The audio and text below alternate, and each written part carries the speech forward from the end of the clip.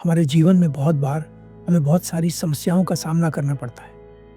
इन समस्याओं के पीछे बहुत सारे अलग-अलग कारण हो सकते हैं, पर कई बार हम अपने अहंकार या ईगो के कारण दुख पाते हैं। हम इतनी छोटी सी बात समझ नहीं पाते कि अहंकार या ईगो सिर्फ हमारी सोच है। जो लोग अहंकार को अपनी सोच से कुछ ज़्यादा मानते हैं, उन्हें मैं गौतम बुद्ध के जीवन की इस छोटी सी कहानी के द्वारा समझाना चाहूँगा। एक बार गौतम बुद्ध और उनके कुछ भिक्षु एक वन से गुजर रहे होते हैं।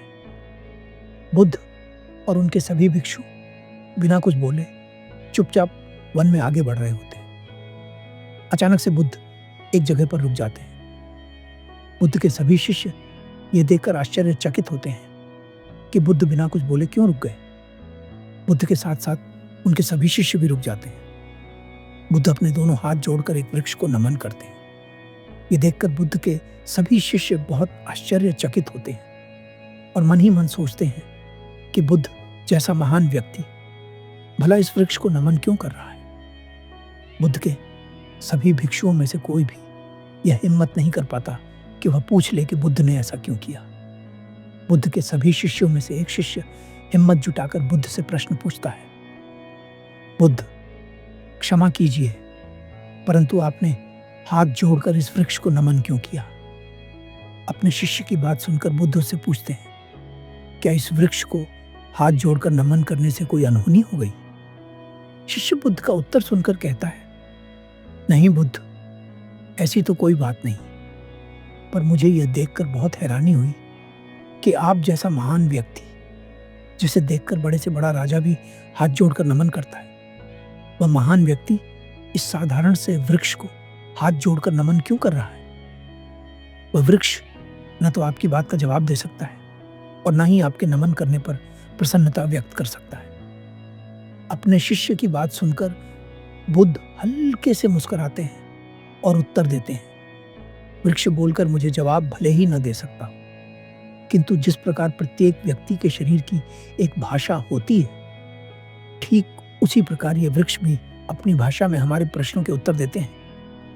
और रही बात मेरी महानता की, तो ना तो यह मेरे हाथ जोड़ने या सिर झुकाने से कम हो सकती है और ना ही बिना हाथ जोड़े या बिना सिर झुकाए बढ़ सकती है। इस वृक्ष के नीचे बैठकर मैंने कई दिन तपस्या की है और इस वृक्ष ने मुझे एक माँ की तरह प्रेम दिया है। इसकी छाया में बैठकर मैं तपती धूप से बचा हूँ, इसलिए इसके प्रति मेरे हृदय में सदैव प्रेम और आभार रहेगा।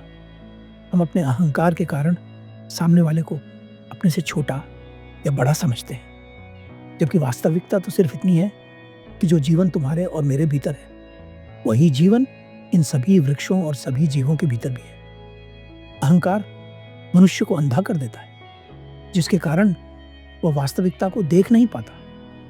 जब हम हाथ जोड़कर शीश नवाते हैं, तो यह सिर्फ सामने वाले व्यक्ति को आदर देने की बात नहीं होती।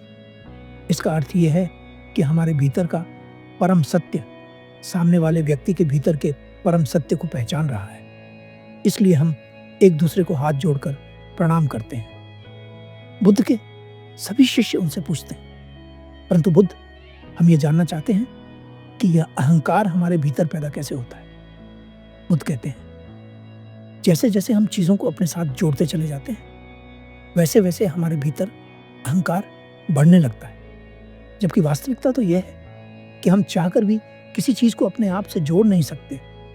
बस ये भ्रम पाल सकते हैं कि यह चीज़ मेरी है, और इसी भ्रम के कारण अहंकार पैदा होता है। अगर व्यक्ति इस बात को देख सके कि कुछ भी उसका नहीं है और सब कुछ उसी का है, तो वह अहंकार से पीड़ित कभी नहीं होगा।